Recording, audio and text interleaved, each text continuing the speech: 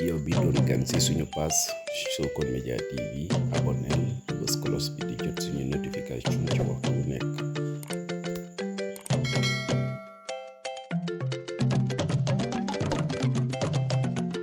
mbooloo bi ñu ngi nuyu suñu baay ak suñu yaayee ak suñu autorités yi fi teew ñëpp di décliner chronogramme bi. mu ne tey am na journée bu war a am fii ma ne comme je suis à Toubacouta je vais venir participer mais ñëwuma pour jël parole parce que je suis pas invité dama ñëw à l'improviste mais je vous remercie aussi donc vous savez que les AMP côté dans le département de Foundiougne sont en train vraiment de faire un effort particulier waaw parce que 2004 dañu créé woon AMP Bambouk côté bi donc mu commencé di reboiser mais dañu focaliser woon à un instant sur la mangrove parce que suñu reboiser du am suivi la partie continentale am na ko fii moo tax reboisement bu ñu def tey man lu ma leen ñaan surtout le suivi suñu mën a am un partenaire d'appui pour mu accompagner les jeunes ñu dem arroser surtout les mois de janvier jusqu'à mois de mai peut-être garab yooyu ñu reboiser tey mën nañu sauver donc 2004 dans le département de Foundiougne on était à une aire marine protégée et on est en 2025 et on est presque à 3 aires marines protégées et ñu ngi waaj a ubbi benn Kër Saalum Diané pour mu doon 4 aires marines protégées ces aires marines protégées bu ñuy ubbi nii c'était vraiment pour une réponse au changement climatique fépp fu ñuy gis mu ngi dégradé ñu mobiliser les jeunes pour ñu mën a dem reboiser fu ñuy gis aussi côté géej bi ñu ngi gën a yàq les ressources ñu mën a préserver pour vraiment les populations yu ñëw les futurs ñu mën a aussi jëriñoo ñun lu ñu doon kii donc AMP yi am nañu solo aussi ma remercier aussi les eaux et forêts de Sokone ba xam ne ñu ngi def un effort particulier sur le reboisement oui surtout sur les forêts classées tey ma am contenté parce que partie bu ñu reboiser woon man quand on m'avait dit dañu reboiser partie classée ma jaaxle parce que xawuma forêt classée bu nekk côté bi à part Sangako ma dem ba foofu heureusement dañu doon reboiser dans l'aire marine protégée de Sokone boo xam ne 2023 lañ ko créé ma am contenté aussi parce que ces aires marines protégées ont besoin d'accompagnement des communautés surtout parce que il faut les approprier communautés yi ñoo ko moom lu ñu wax toujours communautés yi ñoo ko créé pour les communautés ñun dañu ñëw en tant que partie état pour les accompagner donc su ma gisee tey ma ñëw ba fii population appropriée engagée dem reboiser si engage AMP boobu donc dama am contenté donc foofu laa mën a yem je vous remercie. nuyu honorable député biñ fi fekk tey ma am mbégte bu baax fekk ko fi je pense que tey laa koy soog a gis te dinaa ñëw ci sama biir communication lu tax ma am kontaan fekk ko ci mais su ma weesoo ci moom nuyu bi dinaa nuyu également service technique yi fi nekk service concentré ak déconcentré yëpp ñu fi nekk ñu des seen i njiit di nuyu également les autorités administratives yu ñu fi fekk tamit di nuyu aussi borom dëkk bi chef de village ak imam ndax ñooñu dalal buñ ne Socodevi ONG internationale canadienne la siège bi mi ngi basé wu à Québec ñuy intervenir en tout cas à travers le monde bu fekkee Afrique on est présent en Afrique et surtout dans la sous-région en Amérique latine aussi en Europe au Canada partout ñuy intervenir sunu spécialité nag di ci ëpp mooy développement coopératif pour préserver l'environnement à travers l'adoption de solutions fondées sur la nature ci biir préservation boobu nag tey journée bi da ci dugg ndax ci biir loolu la ñuy liggéey ak waa AMP Sokone ak AMP Bambouk xool na la leen ñuy jàppale ba ñoom seen liggéey gën a ñoŋ ci wàllu surveillance géej gi ci wàllu reboisement également deuxième partie bi ñu ne nag ci wàllu gestion ressources naturelles yi gouvernance bi ñu gis ni jigéen ñi dañ cee néew ndax fa ñuy nosee di nàccee di jël ay décision yi jëm ci wàllu alam bi jigéen ñi teewuñu fa kon ñu jóg pour xeexal leen jàppale leen ba ci biir comité de gestion yi ci bureau exécutif yi jigéen ñi soit représenté ba tax lu ñuy nos ñu jël en compte seen préoccupation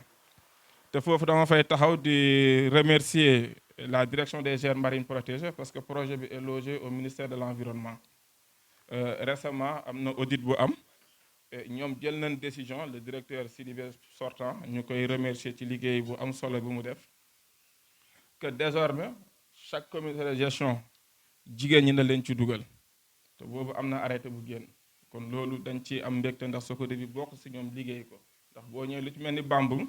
bu nee bureau bi daanaka benn jigéen a ci nekkoon bu ñuy jël décision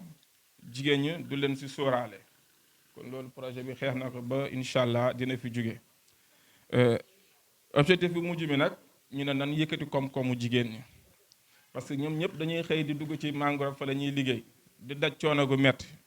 ñu ne na leen taxaw ci équipement ci formation ci formalisation parce que di nga gis su créer GIE mais GIE bi na mu war a taxawee day des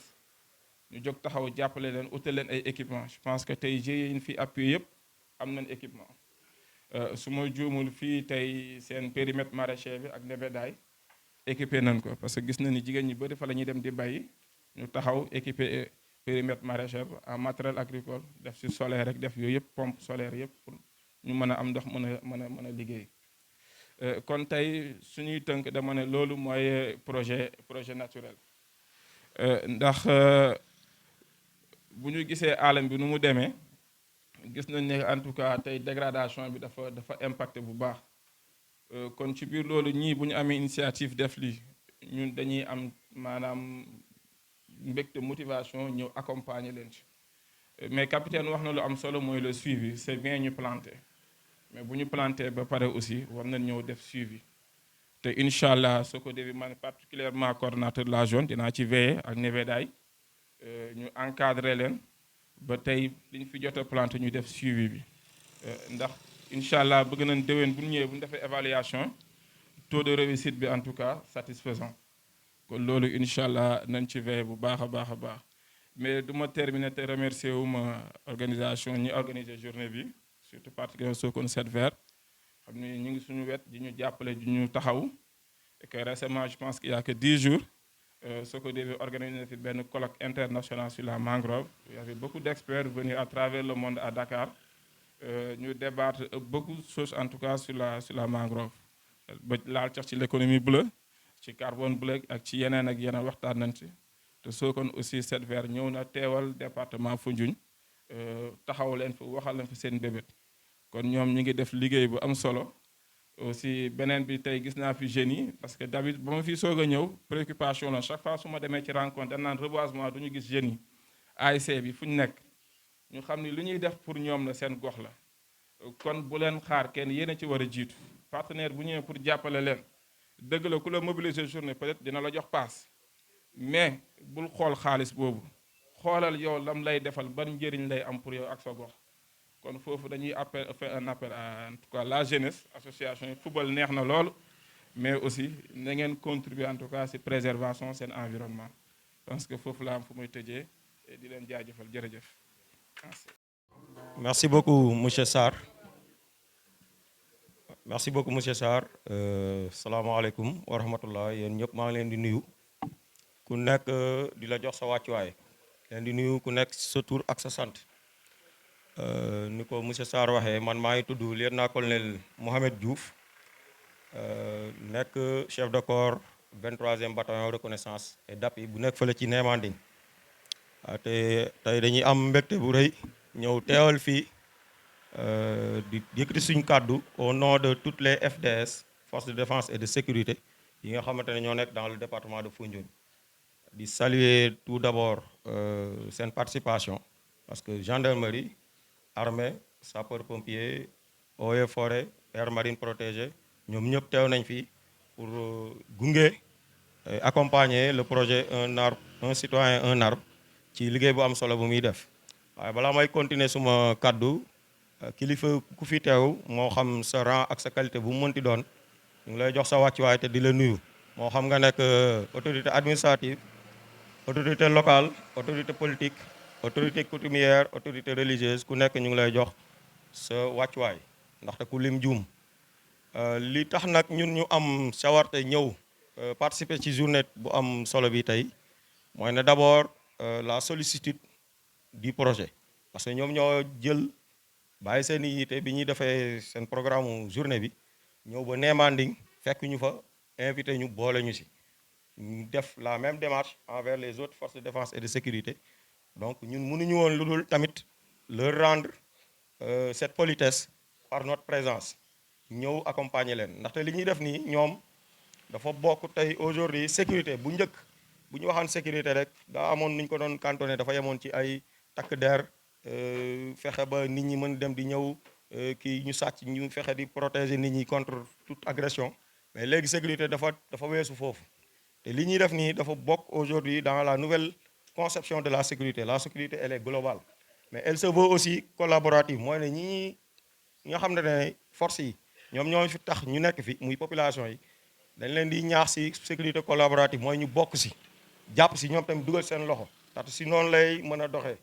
te aujourd'hui ñëpp xam nañ la mooy problème de sécurité bu réchauffement climatique di poser comme problématique ndaxte bu sécurité climatique amulee day indi yeneen problématique sécuritaire dangay gis ñi nga xamante ne fii lañ dëkkoon dañuy def la migration climatique mu indi ay tension bu boobaa tamit gendarmerie la ñuy woo ñuy àtte pël bi ak sàmmkat bi ak baykat bi parce que tout simplement sàmmkat bi fa mu doon sàmmee amatul ñax ndax réchauffement climatique bi am yooyu yëpp donc tey aujourd'hui bu ñëwee jàppale leen ci journée bi di def di planter des arbres pour encore préserver notre nature notre environnement loolu ñun daf ñuy interpeller au premier degré looloo tax ñun ñëpp aujourd'hui ñu mobiliser wu ñu fekk si leen si loolu waaye nag pour bañ a guddal baax na comme li ñu ko ñëpp waxee la répétition elle est pédagogique comme li ñu wax baax na ñu def lii mais li yëpp solo mooy la ciy topp planter un arbre bàyyi ko fa je pense que amul benn njëriñ te ñëpp wax nañ ko mënuma ko ñàkk répété waat loolu day wane importance bi mu am li ñuy def nii pour man moo gën a ñàkk importance par rapport ak li ci topp parce que le suivi l'accompagnement des arbres que nous venons de planter aujourd'hui garab yi ñu jëmbat tey loolu ëpp solo ma ci ñaaxaat ñëpp nit ñi ma jiitu wax nañ ko waaye du tere dama koy làbbaliwaat waxaat ko ñu jàpp si ñun ñëpp ku nekk fi nga nekk daal nga xool ni ngay fexee ba lii ñu def nii mu nekk un axe citoyen mais un axe de sécurité parce que acte de sécurité la aujourd'hui ndaxte day gën a renforcer la sécurité climatique donc loolu mënuñu si lu dul kontaan donc ñu ngi remercier bu baax pour terminer le projet un citoyen un arbre pour nous avoir fait participer à cette initiative à cette belle journée donc loolu laa amoon lu nga xam ne moom laay wax au nom de toutes les forces de défense et de sécurité ici présentes di leen di remercier yéen ñëpp si seen participation ak seen teewaay jërë ngeen jëf. ñëpp di sant ñëpp mooy képp ku fi teew sa rang ak sa titre ñu ngi lay gërëm di la sant waaye sant beeg ngërëm ne nag ñi ko gën a yeyool mooy ñu waral bés bi ñu ko waral mooy association un arbre un citoyen li ngeen def xamu leen sa fu mu toll moo tax ba ngeen ñëwee sama bureau man leen du seen mbir suñu mbir la parce que ñun dañ see sas comme sas la woon ci ñun te motuñu woon suñu loxo motul woon pour mottali sas boobu yéen ngeen defal ñu ko donc li ngeen di liggéey yëpp da ngeen di liggéey pour dara rek ñun ñoo koy ruus ñooy tàllal ruus faraat ko waaye waxin la rek waaye di gërëm tamit chef de service yi ñu fi fekk yëpp ñu ñuy accompagner si loolu muy eaux et forêt muy armée muy sapeur pompier muy aire marine protégée surtout Socodévi faut continuer à nous accompagner surtout dans les écoles mais aussi remercier les autorités étatiques parce que c'est eux qui impulsent la vision hein. S'ils n'impulsent pas la vision nous on sera là à côté voilà donc ñun ñëpp ñu ngi gërëm ñëpp di sant ñëpp wasalaam ngeen jégal ma si kàddu gi wolof bi neexul dama xaw a sonn ñu ngi jégal ngeen jëf kàddu gi rafet na yaakaar naa si dem kàddu si assemblée. nuyu ñëpp man la monsieur Modou Faye conseiller et représentant du DAGE du Premier ministre monsieur l'administrateur civil Habib Ngom bala may def dara ma commencé nuyu l'honorable député Mariama Koli, qui représente la deuxième personnalité de l'État et évidemment l'État. Di nuyu les forces de sécurité et de défense, di nuyu les initiateurs du projet bi nga xamante ne moo tax tey ñu mun fee nekk. Di nuyu ñëpp ñi nga xamante ne ñoo fi teew, di nuyu it borom dëkk bi, association dëkk bi, dëkkandoo yi ña nga xamante ne it ñoo ñu yaatal ba ñu mun a choisir dëkk bi ñëw def fi lii. Di it présenter délégation bi nga xamante ne moo fi représenté le DAGE. Il y a monsieur Bounama Gueye, notre ami coordinateur PASTEF de Sokone. Nous avons madame Khadessa Diatta,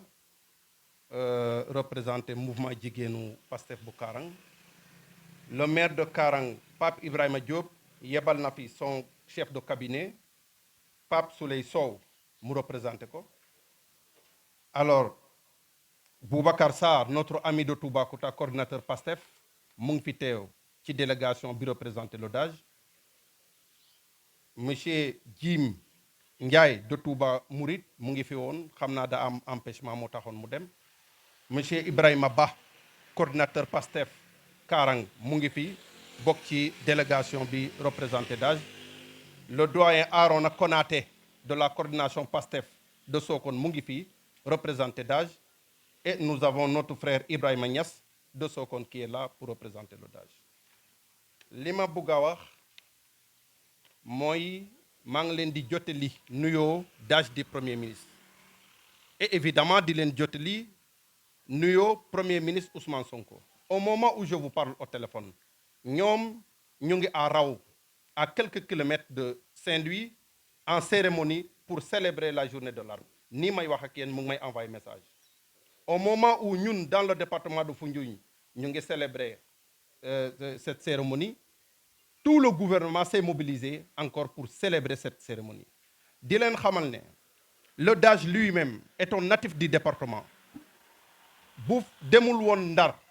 il allait être présent dans cette cérémonie. Il m'a appelé pour me dire que je serai en route avec le Premier ministre. Du moom fa mun a nekk, mais bu fekkoonte ne dew ma woon man ak yow ñoo doon ànd ci cérémonie ba. Loolu moo waral sama taxawaay tey. Kon sama taxawaay mooy taxawaayu DAGE du Premier ministre. Taxawaayu DAGE du Premier ministre fii mooy taxawaayu Premier ministre Ousmane Sonko. Di gërëm ñëpp di leen xamal ne li nga xamante ne moo ñu boole tey doon lu am solo.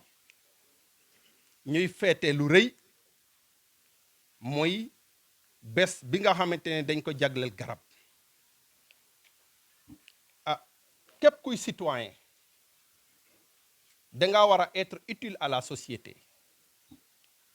Citoyen, mais on parle de bon citoyen. Le bon citoyen, c'est quelqu'un qui paye une dette sociale. Comme ni mu ko waxee woon borom xam-xam bu rëy ba mooy Jean-Jacques Rousseau. Bu ne képp ku juddoo ci réew, képp ku juddoo ci société danga war a fay boru société. Ku fi nekk tey yoroon nga société bor. Même le président de la République yoroon la société bor. Bor ba nag dañ koy jéem a fay. Nit munta fay boru société ba mu jeex, même boo defoon 1000 ans, même boo amoon adduna yépp ba mu jeex munoo fay boru société ba mu jeex. Waaye ñàkk a fay boru société mooy musiba. Citoyen bu baax mooy kay fay boru société. Boru société mooy lan? Envers l'État. Képp ku juddoo ci réew yoral nga État bor. Les forces de sécurité et de défense bés bu ne ñu ngi fay boru État. Di veiller sur la sécurité, sur la circulation des biens et des personnes, boru État la. Enseignants yi nekk fii di jàngale boru État la ñuy fay, dañ leen jàngal te État moo fayoon enseignants ya leen jàngal ba ñu mun a dem ba doon ay jàngalekat di jàngale fay boru État la. Mais pour venir à notre sujet, ku fi toog ci garab tey garab ba nga toog am na ku ko jëmbat du nit a ko jëmbat. Garab yi fi nekk ay nit ñoo leen jëmbat. Garab yi fi nekk nature moo leen jëmbat. Fay boru société mooy koo fi gis yor na bor envers l'environnement. Waaw ki nga xamante ne dafa def créer feu de brousse fayul boru société. Au contraire yàq na la nga xamante ne société moo ko moom. Ki nga xamante ne jëmbat na garab fay na boru société envers l'environnement kon doomi aadama bu juddoo ci société war nga mun a jëmbat garab pour fay société envers l'environnement fay société envers la société bor et fay société fay bor envers l'État donc bu ñu demee ba jël fête boo xamante ne dañ ko jagleel garab te koo ci gis bu ko sañoon bu yeewoo nekk ci taatu garab te bu ñu seetee scientifiquement parlant garab li muy jëriñ bu ñu ko waxee débat bi xejul fii kon amul kenn ku weddi wala ku dingat njëriñu garab ci askan wala njëriñu garab ci environnement boo demee en terme de culture mooy réew boo dem wala ci culture boo dem am nañu seen moral mooy ñii dañuy nangu ne lii baax na nga dem bi ci beneen culture la nga nangu ne baax na ci culture bi nga dem fee ñu ne baaxul ñu rejeté ko nga gis loo xamante ne boo ko defee ci société bii nga ne baax na nga def ko beneen société muy scandale kon société yëpp ànduñu méngoowuñu ci lan moo baax ak lu baaxul lii ñii dañoo jàpp ne lii baax na feneen ñee jàpp ne lee bon na mais amul société boo xamante ne jàpp na ne jëmbat garab bon na de façon universelle de façon unanime toutes les sociétés toutes les cultures nangu nañ ne garab am na importance ci milieu social garab am na importance ci environnement nangu nañ it ne la vie humaine dépend de ce qui est la quintessence même de planter des arbres amul société bu ko weddi kon nag ñëpp tënk nañ nangu nañ ne garab am na njëriñ ci société nangu nañ ne garab am na njëriñ ci environnement amul kenn ku ko weddi amul benn société bu gàddu ay jaasi di gor garab yépp pour wone ne garab baaxul nañ ko gor nañ amul au contraire c'est protégé par la loi dëkk boo dem am na loi bu protéger garab de comme loi ni muy protéger doomi aadama yi noonu la loi di protéger garab kon ma bëgg leen xamal ne lii doon na lu am solo itam pour wone ne képp ku juddoo ci réew war nga fay boru société bor ba daal mooy garab boo meññi nga lekk ko xamal ne nit moo ko jëmbat te léegi boo ne sama maam moo jëmbat garab bi sama baay moo jëmbat garab bi waaw yow ëllëg sa doom lan lay wax ne sama baay lii la jëmbat wala say set lan la ñuy wax ne sama maam wala kii lii lay jëmbat donc loolu moo tax ñun ñëpp ñu war a góorgóorlu sante ko yàlla bu baax a baax mi nga xamante ne it dañuy sabablu jëmbat garab mais yàlla mooy suuxal garab ndax yàlla mooy wàccee ndox mi nga xamante ne mooy kii garab mais volonté bi yëpp ci ñun la ndax yàlla may nañu xel kon la am solo mooy ñu planter des arbres ñu gën a góorgóorlu waaye itam ku wax planter waaye la protection des arbres ndaxte bu ñu toppoon àll bi yëpp planter lu yomb la ut garab planter ko moo gën a yomb mais la protection de ces arbres là moo gën a jafe je vais remonter un peu à l'histoire à partir de 2000 avec le gouvernement de Wade où on avait lancé les chantiers hydro-agricoles. mu nga xam ni ñun ñi nekk Sokone depuis bu ñuy nekk ndaw xam nañ ko mu nekk une bibliothèque koo xam ni depuis tout temps mu ngi ñuy xelal ci wàllum environnement ku xam garab moo nekk nii et bi mu yéegee projet bi automatiquement daf ma ne man du ma des ci ginnaaw dinaa ñëw te boo leen buggee sax mën naa leen may 400 rogniers parce que dama gis que ni rogniers commencé na di wàññeeku te à partir du rognier mën nañ ci def lu bëri waaw moom en collaboration ak Sokone Set Vert ñi ngi waajal benn projet bi ñuy wax Africa Rognier te fas yéene nañ dekkalaat rognier ci département bi incha allah donc ma may ko quelques minutes rek mu développé tuuti ma doog a eggali suma intervention. ñun jëf góor ak jigéen mag ak ndaw ñu ngi leen di gërëm monsieur le maire monsieur le chef du village chers enseignants personnels coutumiers et religieux je vous félicite en vous disant vive le reboisement. L'anacardier est le retraité administratif. En s'inquiétant sur le manque de blé dans la ville, Mouriba et sa famille ne vont pas manger. L'horloge sonne pour midi. Mouriba et Toto se présentent en forêt. En marchant longtemps dans la clairière, Dieu leur pousse à apercevoir de gigantesques anacardiums occidentalais envahis de pommes jaunes et rouges, dont le symbole du drapeau sénégalais. En y ressemblant autant, la compagnie amène les pommes à la maison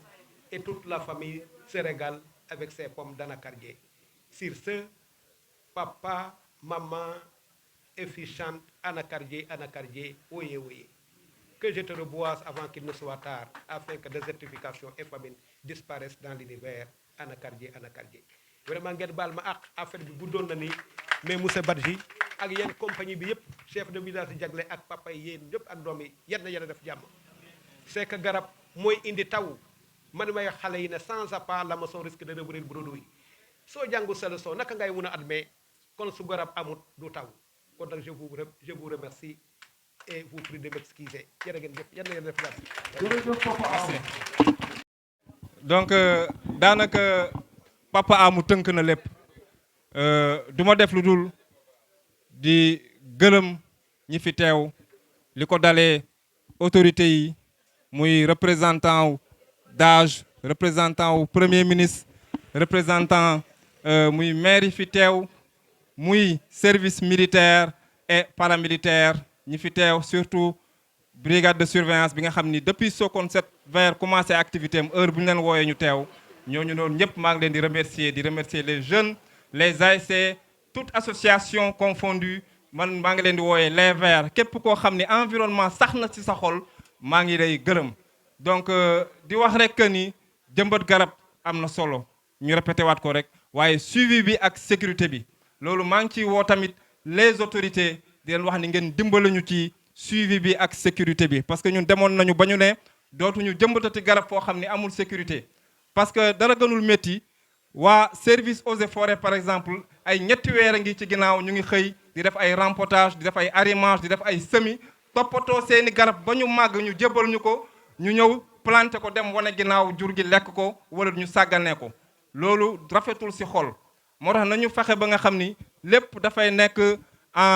day nekk benn collaboration boo xam ni dina am équipe buy préparer gavion yi am équipe bu nga xam ni moom mooy préparer plan yi am ñi nga xam ni ñoom ñooy planter am ñi assurer suivi bi su ko defee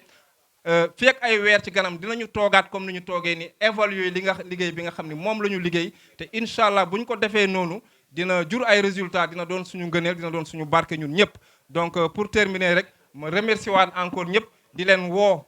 woo ci festival bi ñuy waaj a organiser Sokone donc bu Sokone aaye département bay aaye bu département bay aaye région bay aaye mu nekk le festival de la mangrove parce que mangrove am na solo mangrove banque mondiale la comme ni ko madame le maire Mariama Thiaré di waxee la mangrove c'est notre banque mondiale ñun jigéen ñi ndax jigéen ñi ñu ngi ci gis seen bopp bu baax donc di woo bépp nit koo xam ne mu ngi ci région bi ci Iliek ñu ngi leen di woo ci festival boobu du 8 au 14 incha allah jërëjëf merci beaucoup. maa ngi nuyu ñëpp di dalal gan yi di sant ñi ñëw fii yëpp ku nekk turam ak santam di jégalu nag ci kàddu yi ndax maa ngi ko doon wax Sarr sànq ne ko mën nga war wala njëkk a jox parole ma wax nekkut yoon mag yi wax ba pare nga may jox parole man mi nga xamante ne xale bu ndaw la di rafetlu nag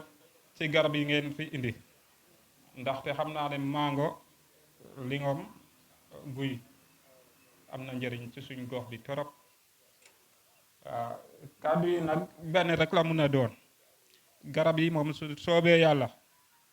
lépp liñ ci man dinañ ko def yéen ñi nga xamante ne yëpp yéen a indi garab yi ngeen teg ñu loxo jàppale ñu ci grillage yi yaakaar naa li su amee ci garab fi ñu bëggu garab bi toll dina fa toll te yaakaar naa lii mooy aar bi ñun nag lépp luñ ci man it dinañ ko def waaw ndaxte may gërëm itam sama waa xam suñu waa ndaxte nit su amee doole ñi la féetee ginnaaw ak waajur yi te yaakaar naa suñ paayaa ngi nii suba ba léegi ñu ngi toog maa ngi leen di sant di leen di gërëm ndax ñun ndaw yi jagle suñ amee doole tey yàlla ak paa yi ak maire yi ak garant yi ndax xale su demee ba am fit pour dem yaakaar naa ci mag yàlla ak xale yi topp ginnaawam di jégalu nag ci kàddu yi su soobee yàlla moom lii moom nañ am lii rek suñ amee lii di ngeen kontaan te yaakaar naa ne li ngeen bëgg ci garab yi di ngeen ko am ñun yaan yàlla rek leneen ñëw fii loo xamante ne moo gën a ëpp li avantage ndax nekkut ne garab yi kese lañ soxla de dëkk baa ngi nii suñ dëkk la ñun ñoo ko war a defar te yéen ñii soo leen ñu jàppalee ñu defar dëkk bi te ñun it xaaruñ kenn lépp luñ mun ci dëkk bi ñu ngi koy def wasalaam. citoyen un arbre ñuy jàllale suñu remerciement bi ci seen coordinateur Noua Sané di rafetlu seen taxawaay bi ak suñu yaay madame Dia mi nga xamante ne moo fi teewal jigéen ñi taxawal fii ñuy rafetlu taxawaayam bi ndax kilifa la boo xamante ne ku ne xamee ko ci caaxaan ci développement rek lañ ko xamee kon suñ ko fekkee fii tey ñun dañuy sawar tey ci ànd ak yéen di remercier ñëpp jigéen yi jagle yi ñu ngi leen di nuyu di leen remercier di nuyu jeunesse bi nuyu nañ leen bu baax a baax di rafetlu seen taxawaay bi parce que tey seen jënn bi gis nañ leen ni ngeen jënnee ci liggéey bi kon journée bi tey dafa ñëw coïncider ak journée de l'arbre bi nga xamante ne le président Bassirou Diomaye Diakhar Faye moo ko wootee au niveau national woote ko ci Sénégal yëpp ak son premier ministre nga xamante ne ñoom démb lañ lancé seen action ñu ngi ci àll bi président bi démb mu ngi woon démb ci forêt Mbao kon ñu ngi rafetlu lii bu baax a baax di kontaan si su teewaay bañ fi teew tey donc Noua ñu ngi lay wax ne la ñëw nañ pour accompagner la ci journée bi nga xamante ne moom nga taxawal tey un arbre un citoyen un arbre di leen wax ne leen waa jagle sas nañ leen tey eaux et forêts sas nañ leen tey parce que am na garab yi nga xamante ne dugal nañ ko ci biir àll bi kon ñu ngi leen di tàllal loxo pour ngeen dimbale ñu ci accompagnement bi ci suivi bi di nuyu le partenaire bi defuñu la fii ci texte bi maa ngi lay nuyu bu baax a baax monsieur Diédhiou nuyu naa la lu bëree bëri kon ñu ngi leen di ñaan di leen tàllal loxo ci appui bi ngeen dimbale ñu accompagner ñu garab yi ba garab yi mën a mucc waaye nag garab yi tamit am na loo xamante ne lu mu war a àndal ndax garab balaa mi mën a mucc garab dafa war a am ndox te gis nañ ne dégg nañ ne gis nañu ne jagle ñu ngi am problème jafe-jafe ndox loolu nag ñu koy jooy fu ne mu nekk cri de cœur boo xamante ne tey dinañ ko indiwaat fay tey pour firindeel la séedeel leen ne seen problème ndox bi nekk na suñ soxla te ñu ngi koy dox guddi di ko dox bëccëg am na ay jéego yu bari yuñ ciy def te yaakaar naa ne am na ñi nga xamante ne mën nañ nekk samay témoin di monsieur Cheikh Sarr El Hadj Sarr ndax mus naa ko ci interpellé pour laaj ko ne ko mu defal ma bindal ma toutes les difficultés jafe-jafe yi nga xamante ne yi ngeen am li tax ba ndox bi mën a gut a jénn ba tey loolu laa doon laaj pour ñu jox ma renseignement yooyu su ko defee ñu mën a dem demander audience dem ci OFOR ci DG OFOR su ko defee ñu mën faa taxaw jooytu leen ànd ak suñu délégation ñu wax ak ñoom laaj leen li tax ndox warta mën a am fii parce que problème ndox dafa war a jeex fii ndax forage Ndiaye Moussa Ndiaye bu ñu koy inauguré man bokkoon naa ci ñi fa dem te li ministre bi wax dégg nañ ko ndax kii bi tuyau bi mu ngi jaar fii jagle comme tuyau bi mënut a jaar jagle di dem di alimenter ñeneen fii ba Foundiougne te waa jagle war amuñu ndox loolu injustice la boo xamante ne loolu ñu ngi koy jooytu te ministre bi wax na ko nee na war nañu bàyyi ndox bi mu jàll su ko defee ñoom bu dee négociation mooy am seen diggante ak OFOR ak Sen'Eau loolu ñoom ñoo koy dox ñoom ñoo war a dox pour mën a waxtaan ci biirum problème ndox bi léegi li war a téye ndox mi ba tey loolu jaaxal na ma moo tax ma laajte pour mën a am information comme nekkuma au niveau de jagle su ma amee information yi ma mën a jël information yi ma dem